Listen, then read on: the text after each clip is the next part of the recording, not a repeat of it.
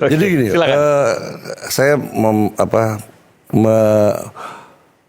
menambahkan ya apa yang disampaikan. Motif lain, saya tertarik dengan kata itu. Yang jelas kalau kita lihat proses hukum yang sedang berjalan ini, saya nggak berdekatan hukum ya. Ini tentunya ada sesuatu gitu loh. Ada sesuatu, mungkin ada motif politik di sana. Motif politik? Iya, karena gini, karena dia dari kacamata intelijen ya, saya bukan dari kacamata hukum. Ketika Febri ini begitu getol mengangkat kasus korupsi, kemudian membabat semua di kasat PKH, pasti kan ada yang terusik, gitu loh. Sehingga terjadilah, apalagi kasus Febri ini seperti dikatakan Pak Bonyamin, ini persoalan sudah dari dulu polisi tahu. 2025 ya kan Pak? 24 katanya. Ya, waktu diikuti sama kalau itu Juli 2025. Ya itu 2025. Yang 2025 itu sudah tahu polisi. Berarti ada sesuatu kan. Nah, yang jadi masalah sekarang tadi seperti dikatakan Pak Profesor Mahfud MD. Pengalihan ya atau bukan pelimpahan perkara di mana Febri ini belum diperiksa sama sekali gitu loh. Kemudian langsung dialihkan ke Kejaksaan Agung. Jadi kalau saya lihat kasus Febri ini, yang penting Febri bisa diamputasi. Oke. Dia tidak ada kesempatan untuk jadi Jaksa Agung, dia tidak ada kesempatan lagi untuk melakukan. Apa pentingnya mengamputasi Febri? Jelas lah, karena kan lihat aja Febri. Saya lihat ya, Febri itu algojo yang luar biasa Pak. Oke. Ketika dia melakukan penindakan-penindakan, walaupun dia kotor gitu ya. Nah ini yang ditakutkan gitu Pak. Apalagi sekarang kan. Algojo luar biasa tapi kotor, maksudnya gimana nih? Iya, Febri itu backgroundnya seperti tadi dikatakan kan. Banyak juga dia memanfaatkan ya kan, peran atau kekuasaannya untuk kepentingan diri sendiri gitu. Tapi dia algojo luar biasa untuk kasus-kasus korupsi. Kita lihat aja ya kan, banyak sekali. Kemarin kasus Aseng, kasus Hamilton dan lain-lain ya kan. Bahkan sudah dikeluarkan KPK, bisa dia tangkap langsung gitu. Terakhir BGN, kasus BGN. Pertamina, kasus BGN. Nah, pimpinan-pimpinannya semua. Ini kan tentunya kan menimbulkan riak ya Pak. Ya, mungkin Pak Susno nggak ngomong tadi. Pasti ini pasti ada gejolak ya kan. Nah tentunya Febri bisa jadi ancaman. Apalagi Febri digadang-gadang bakal jadi Jaksa Agung. Beliau udah dipanggil presiden loh. Dan saya ini berani ngomong di sini. Nah, ini kan ada sesuatu yang gerah nih kalau Febri jadi jalan pisaunya kayak gini, perlu jadi Jaksa Agung, ya Pak. Nah, saya juga akan menambahkan kasus Asabri. Ini saya buka nih Pak ya. Karena saya langsung bicara dengan Bencok beberapa tahun lalu, berbicara dengan Letjen Sony di Sukamiskin Pak. Sama Pak Adam Damiri. Jadi dikatakan bahwa kasus Asabri, Febri itu benar-benar mengkriminalisasi 3 orang ini. Jadi kasus Asabri itu? Iya. Dikatakan oleh Febri bahwa Asabri rugi 22 triliun. Saya nggak dapat pensiun Pak kalau 22 triliun. Beneran. Pak Ponto juga nggak dapat pensiun. Iya. Bapak juga kan. Nah, pada saat tahun yang sama, Asabri itu untung 3T. Dan itu pengakuan dari Sony, Direktur Asabri. Pak. Nah, artinya berbalik dari rugi ke untung? Iya. Dikatakan oleh Febri rugi. Oh, oke. Nah, padahal faktanya untung. Ya. Faktanya siapa yang ngemplang di Asabri? Ya. Adalah perusahaan Lipo dan Erlangga. Siapa yang melakukan ngemplang di Jiwasraya? Bakri Group. Dan itu saya berdasarkan fakta, pengakuan daripada mereka. Tapi Anda menyebut ini punya konsekuensi? Oh punya, berani saya, nggak takut saya. Karena semua ini berdasarkan pengakuan Bencok, Pak Sony, ya. Dan dia siap untuk dikonfirmasi. Karena dia merasa sangat dikriminalisasi. Bayangin mereka 18 tahun seumur hidup. Hukumannya seumur hidup? Iya. Dan Bencok. Nah, apa kaitannya dengan FA, dengan Febri Adriansyah? Iya dia kan sekarang itunya, penyidiknya. Jadi ini serangan balik maksud Anda? Iya enggak, bukan serangan balik. Tapi kalau serangan balik dari kejadian ini nggak ada kaitan dengan orang-orang tadi, sulit untuk dibuktikan. Ya, tapi jangan kemudian kita fitnah ini. Bukan fitnah, ya kan? Tadi keterangan dari Pak Bonyamin, ini kan ada kaitan ke Asabri. Artinya saya tambahkan kasus Asabri yang terkait dengan Febri gitu loh. Iya, dan ini fakta saya bicara, bisa dikonfirmasi. Tapi kan spekulasi, artinya Bukan spekulasi. kalau ada bukti bahwa mereka-mereka ini punya aksi serangan balik, oke. Tapi kan nggak ada buktinya. Bukan saya nggak bisa serangan balik.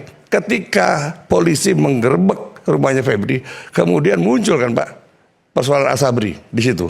Nah, dari situlah akhirnya kita lihat bagaimana peran Febri pada saat persoalan Asabri gitu loh. Itu sangat-sangat, saya bilang kejam sekali udah. Itu aja. Ada banyak musuhnya FA di situ. Ya jelas lah Pak. Ya kalau misalnya mereka, ya meskipun begini, untuk membuktikan bahwa iya musuhnya banyak, betul pasti yang namanya Algojo koruptor gitu kan. iya. Tapi bahwa apakah koruptor itu melakukan serangan balik kan harus ada bukti. Oh enggak, saya enggak bicara serangan balik koruptor. Saya menambahkan yang Pak Bonyamin katakan tadi bahwa Febri itu ada kasusnya di Asabri kan Pak? Ya kan ada. Nah saya tambahkan nih persoalan Febri di Asabri gitu loh. Bukan saya bilang ada serangan koruptor, saya nggak bicara. Ini gambaran aja maksudnya. Iya. Oke. Nah kemudian kalau saya lihat dari proses hukum tadi ya, kemungkinan besar Febri akan lakukan pra-peradilan, ya kan? Karena memang. Dan kemungkinan akan bebas? Saya nggak tahu persis, tapi yang jelas dia akan lakukan pra-peradilan. Nah, kemudian karena gini, lihat dari proses yang hukum yang sudah berjalan, ini sasarannya cuma Febri. Saya tidak melihat ada upaya sasaran cuma Febri Ya, aja. bagaimana mengamputasi Febri, gitu. Karena gini, saya tidak melihat ada upaya penegakan hukum dalam rangka pemberantasan korupsi. Kalau misalnya polisi kemarin tadi Pak, betul-betul mau memberantas korupsi, ditangani langsung. Ini akan membuka semuanya, karena ini harapan publik.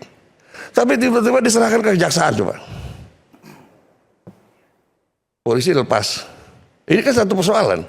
Lah, kalau diserahkan ke kejaksaan, ya sama saja memulangkan Febri yang udah cacat ke kejaksaan. Ya udah nggak perlu lagi.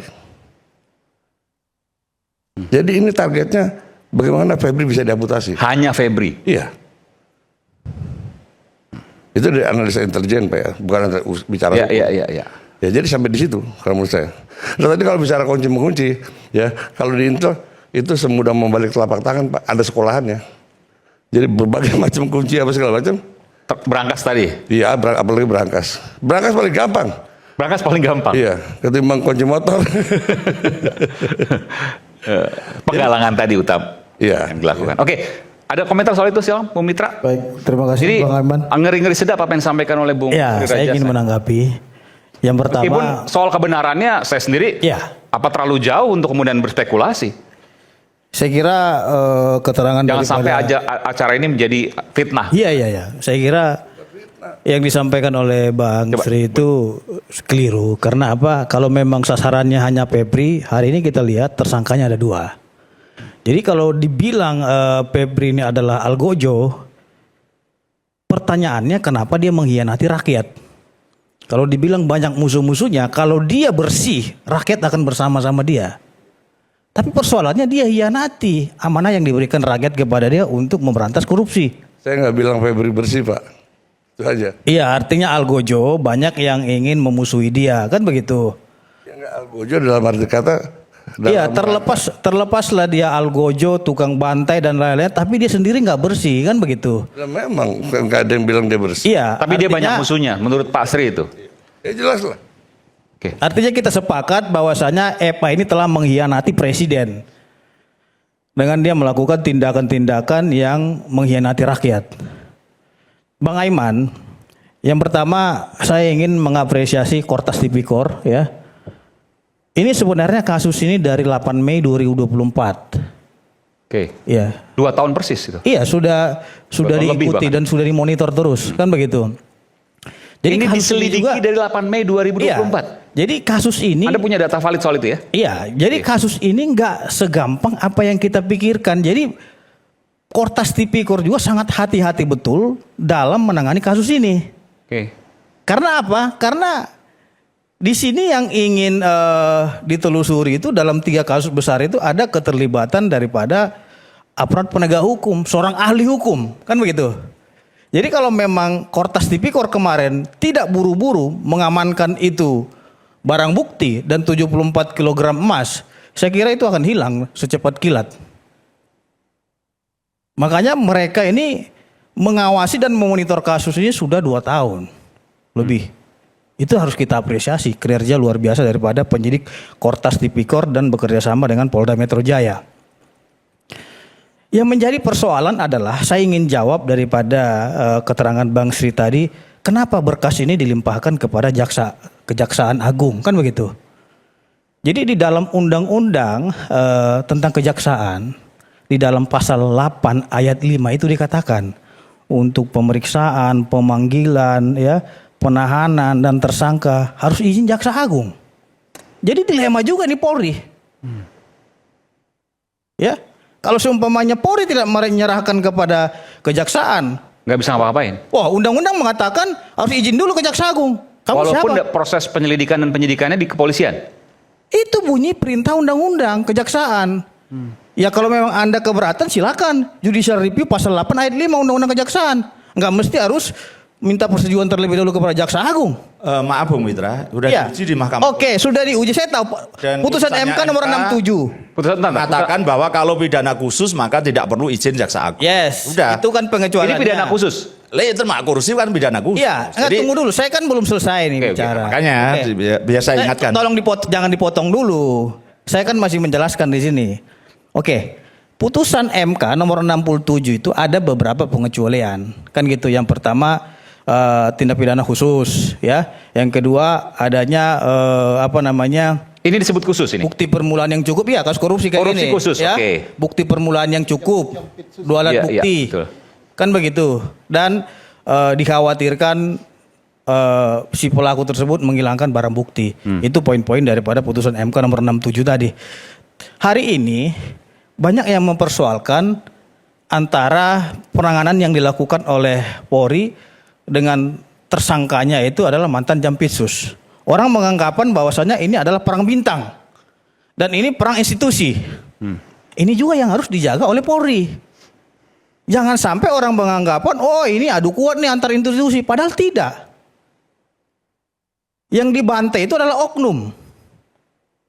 Yang kata netizen itu adalah maling teriak maling. Artinya dia memberantas korupsi padahal yang bersangkutan juga melakukan perbuatan tercela. Bagaimana didukung rakyat seperti itu? Kalau dia bersih, rakyat pasti akan mendukung dia 100%. Nggak usah dia takut musuh dia siapapun, mau koruptor dan lain-lain, pasti dukung rakyat. Dan saya yakin Pak Prabowo telah mengetahui ya langkah-langkah yang dilakukan oleh Kortas Tipikor ini. Dan Pak Prabowo juga saya kira ini sangat kaget sekali ketika ditemukan uang dengan total 543 miliar. Bang Aiman, dari 3 kasus yang diusut oleh Kortas Tipikor, total kerugian negara itu mencapai kurang lebih 34,6 triliun.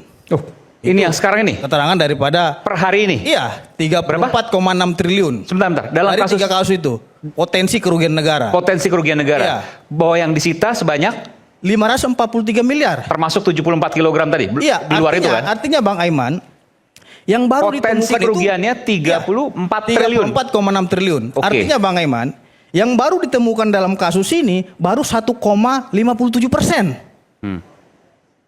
98,sekian% lagi sebesar 34,057 triliun itu belum ditemukan. Ini bagaimana nasib statusnya? Gitu loh. Jadi saya juga di sini membuat diagram praduga tak bersalah. Mungkin bisa ditampilkan dulu nih. Oke, silakan. Ya. Ini diagram praduga tak bersalah. Sambil kita putarkan. Mungkin bisa diputar dulu. Oke. Ini yang petisi Ali buat. Oke, soal apa ini? Ini soal bagaimana kasus mereka ini? melakukan suatu perbuatan berdasarkan pendapat dan pandangan petisi Ali. Oke? Iya. Kita Ini kasus telah ini ya, memetakan Fani di Febri sini Adriansyah. Ada, saya tidak menyebut nama dulu ya, karena ini temuan kita. Di sini ada FH, Ini eksklusif nih. NH, Bung Pitra, ini PR. belum pernah diungkapkan sebelumnya? Belum baru Eksklusif, di oke. Rakyat Bersuara. Dan ada lagi nanti lebih eksklusif lagi surat dari seseorang kepada Oke. Rakyat Bersuara.